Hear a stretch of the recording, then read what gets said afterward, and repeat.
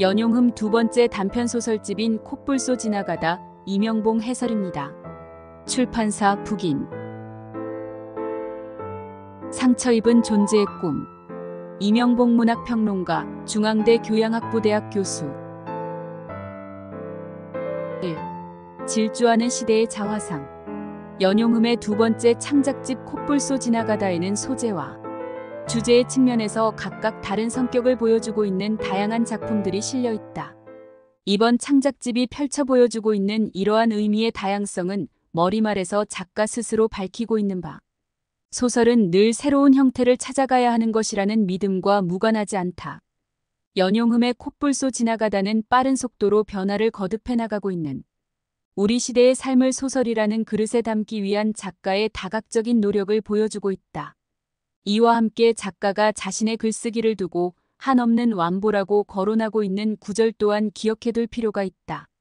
작가의 첫 창작집 그리하여 추장은 죽었다를 염두에 둘 때 이번 창작집의 출간은 그로부터 15년이 경과한 시점에 이루어진 셈이다. 주지하다시피 소설이라는 문학 형식은 철저하게 현실에 뿌리를 두고 있으며 그런 점에서 삶의 환경 변화에 가장 민감하게 반응하는 장르라고 볼 수 있다. 각각의 작품이 씌어진 시점과 창작집 출간 시기 사이에 놓여있는 시간적 격차 때문에 이 책에 실려있는 다수의 이야기들은 독서 과정의 리얼리티라는 측면에서 다소 불리함을 안고 있다. 그러나 창작집의 출간 시기와 관련된 문제는 사소한 것일 뿐이다. 왜냐하면 소설 자체가 본질적으로 기억과 회상에 뿌리를 두고 있는 글쓰기 형식이기 때문이다. 소설은 지나가버린 삶에 대한 기억, 흘러가는 시간 속에서 명멸해가는 존재의 흔적에 대한 기록을 의미한다. 그런 글쓰기는 과거라는 거울에 현재의 자기 모습을 비추어 보고 그리하여 미래의 삶을 꿈꾸는 행위와 다르지 않다. 그렇다면 지난 15년의 시간 동안 우리에게 무슨 일이 일어났던 것일까? 연용흠의 콧불소 지나가다는 이 물음에 대한 하나의 대답이라는 의미를 가지고 있다. 연용흠의 이번 창작집에 실려있는 이야기들은 멈춰 세울 수 없는 기차처럼 돌진하는 시대의 질주 속에서 부서지고 조각난 존재와 삶의 실상을 차례로 드러내고 있다. 그리하여 콧불소 지나가다를 읽어나가는 것은 그 퍼즐의 조각들을 맞추어 나가는 일과 같다. 2. 트라우마와 주체의 분열. 모두 10편의 이야기를 담고 있는 이번 창작집. 콧불소 지나가다의 전경을 이루고 있는 것은 사막의 이미지이다. 콧불소 지나가다 전편을 관료하고 있는 이 사막. 이미지의 저변에는 세상은 사막과 같은 곳이다라고 언명하고 있는 작가의 관점이 자리 잡고 있다. 세상은 그 삭막함과 위험성 때문에 사막과도 같은 장소라는 것. 세상은 사막이다라는 비유적 진술이 이 작가가 견지하고 있는 근본적 세계관의 표명에 다름 아니라는 사실은 모거를 위하여 같은 초기작에서부터 확인할 수 있다. 이 작품에 등장하는 사막 이미지는 삶의 비위를 숨기고 있는 하나의 은유이자 그것을 찾아나가는 환각적 여행의 출발점으로 그려지고 있다. 그렇다면 콧불소 지나가다에 등장하는 사막의 이미지는 과연 어떠한 성질의 것인가? 그가 주는 책을 단숨에 읽었단다. 그의 소설에 뭐가 들어있는지나 알아? 사막의 모래산 같은 외로움이 있지.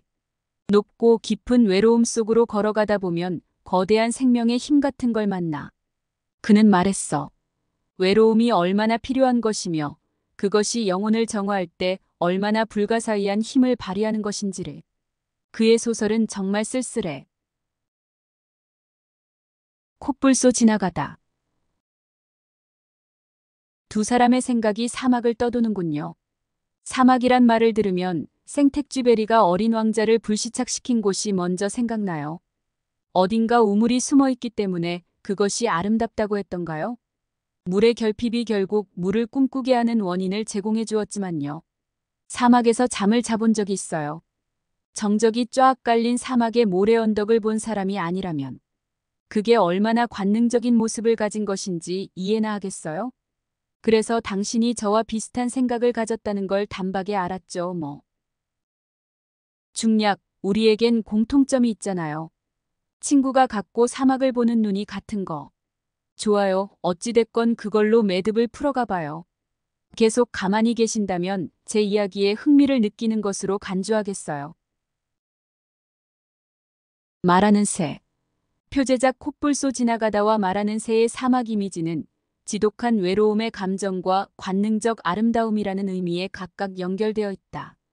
표층적인 차원에서 이러한 이미지는 모거를 위하여와 마찬가지로 인물의 내면 풍경을 환기시키는 하나의 비유로서 낯익은 방식의 현실 초월적 상상력을 뿌리로 삼고 있다는 점에서 환상 혹은 관념에 가깝다. 여기서 중요한 것은 콧불소 지나가다에 등장하는 사막 이미지가 그러한 의미의 단순한 환각적 비유의 차원에 머물러 있지 않다는 사실이다. 콧불소 지나가다에서 사막 이미지는 나름의 현실적 맥락에 에워싸여 있다는 점에서 초기작을 대표하는 모거를 위하여의 경우와 뚜렷하게 구별된다. 그리하여 콧불소 지나가다와 말하는 새에 등장하는 인물들은 적어도 모거를 위하여나 그림자 낚기처럼 초월적 성격의 종교적 구원이나 운명론을 향해 곧장 나아가지 않는다. 콧불소 지나가다에서 사막 이미지는 어떤 것을 드러내면서 동시에 감추고 있는 그 무엇이다. 말하는 새에서 불모성으로 대변되는 사막의 일반적 이미지를 관능적인 아름다움으로 바꾸어 놓고 있는 주인공의 상상 행위는 정신분석학에서 꿈작업으로 명명하고 있는 꿈꾸는 일의 심리기제와 닮아 있다. 프로이트에 따르자면 우리가 꾸는 꿈은 항상 무언가를 감추고 있는 법이고 이때의 꿈꾸기란 어떤 주체의 내면에 억압되어 있는 것들의 귀환을 의미한다. 콧불소 지나가다와 말하는 새에 나타나는 장식적이고 미화된 사막의 이미지는 자신의 배후에 놓여있는 또 하나의 장면을 가리고 있는 스크린 역할을 하고 있다. 그 가림막을 걷어내는 순간 우리는 새로운 장면을 발견하고 궁극적으로는 그것이 품고 있는 은폐된 진실과 마주치게 된다. 지금 나는 비참하다. 눈을 감으나 뜨나 마찬가지로 늙은이의 숨소리와 역한 냄새가 목구멍까지 차오른다. 내가 폭행을 당했다는 것을 알면 엄마는 어떤 표정을 지어낼까? 친구나 곱슬머리에게 이 사실을 말할 수도 없고 슬프다. 옥상에서 세상을 바라본다. 내가 훔치는 것으로 남에게 피해를 입혔으니 그에게 폭행당하는 것은 당연한 건가? 눈물이 흐른다. 느낌이 더럽다. 갈 데도 없고 막막하다. 살기 싫다.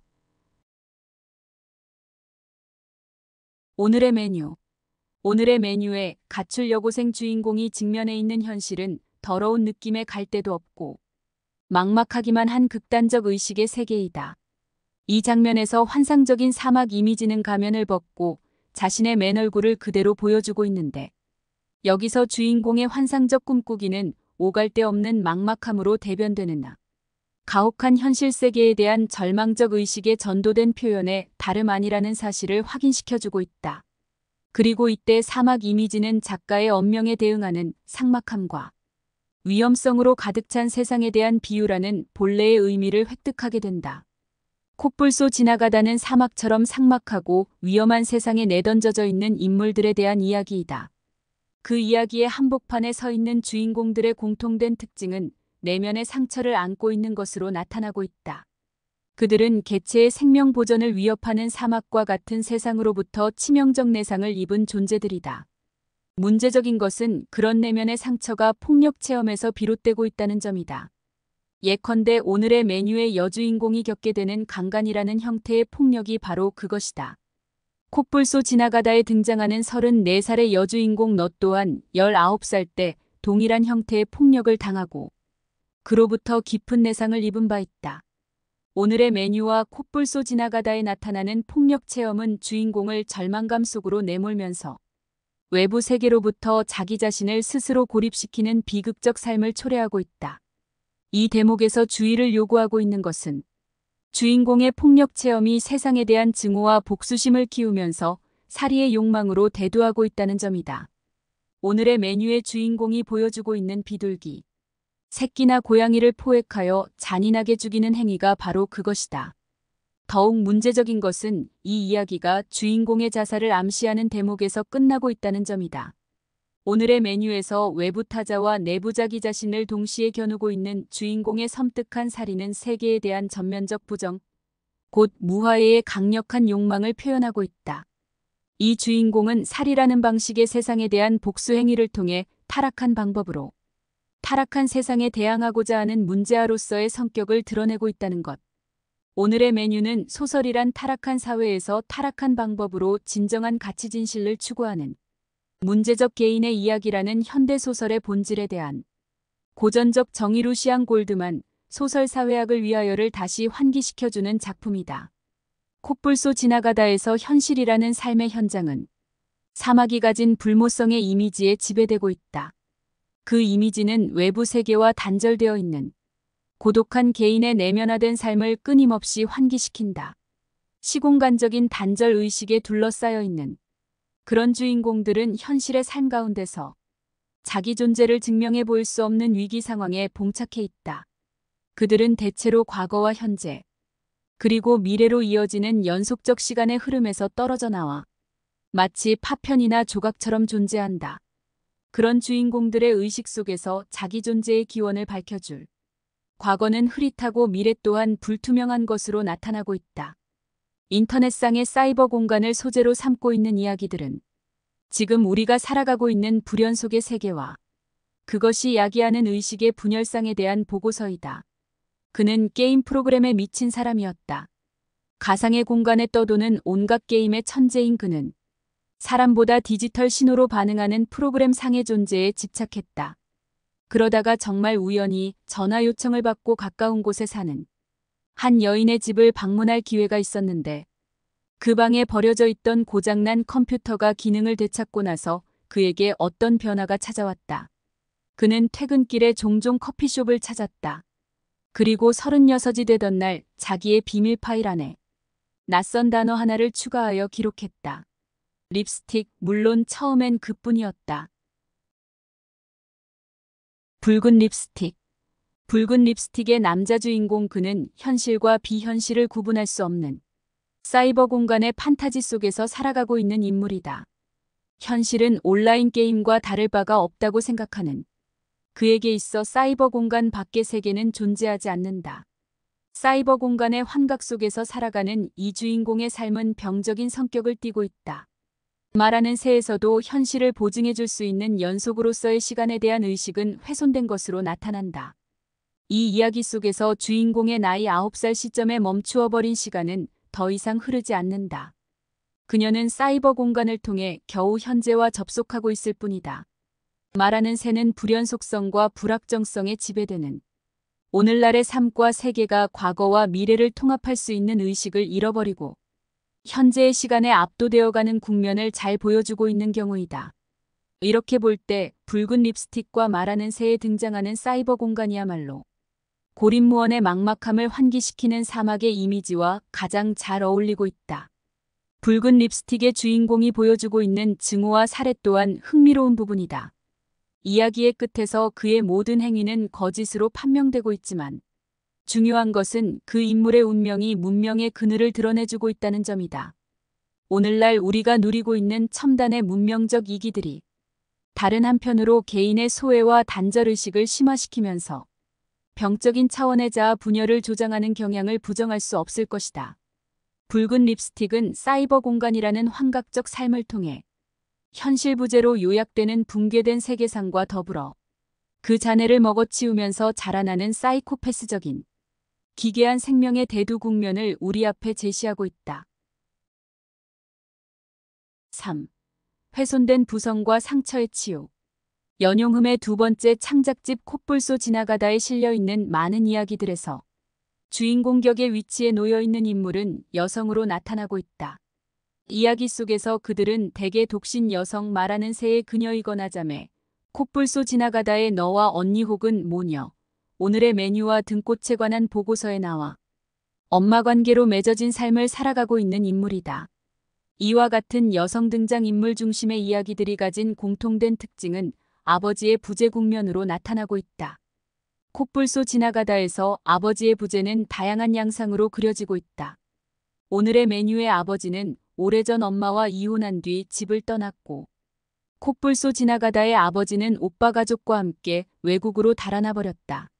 말하는 새의 아버지는 주인공이 어렸을 때 세상을 떠났고 등꽃에 관한 보고서의 아버지는 처음부터 같이 살 수 없는 운명으로 그려져 있다. 남성 인물이 등장하는 붉은 립스틱이나 안녕, 블루윈드에서도 아버지라는 존재가 놓인 자리는 비어 있는 것으로 나타난다. 붉은 립스틱의 주인공인 독신 남성 그에게 있어 아버지는 전혀 존재감을 가지고 있지 못하며 안녕, 블루윈드의 가출 청년 그는 재혼한 아버지와 불화관계에 놓여 있다. 그렇다면 콧불 쏘 지나가다의 이야기들 속에서 반복되고 있는 아버지 부재 모티프는 과연 어떤 의미를 띠고 있는 것인가? 상식적인 차원에서 아버지는 일상적 삶의 토대를 이루고 있는 가족, 질서의 정점에 서 있는 존재, 곧 가장을 가리킨다. 여기서 아버지의 부재는 가장의 부재를 뜻하고 그것은 곧 가족 질서의 훼손을 의미하고 있다. 이러한 측면을 강조할 때 콧불 쏘 지나가다에서 반복적으로 등장하는 아버지 부재 모티프는 일상적 삶을 지탱해온 오래된 관습이자 제도로서의 가족의 해체 혹은 붕괴 양상을 드러내고 있는 것으로 볼 수 있다.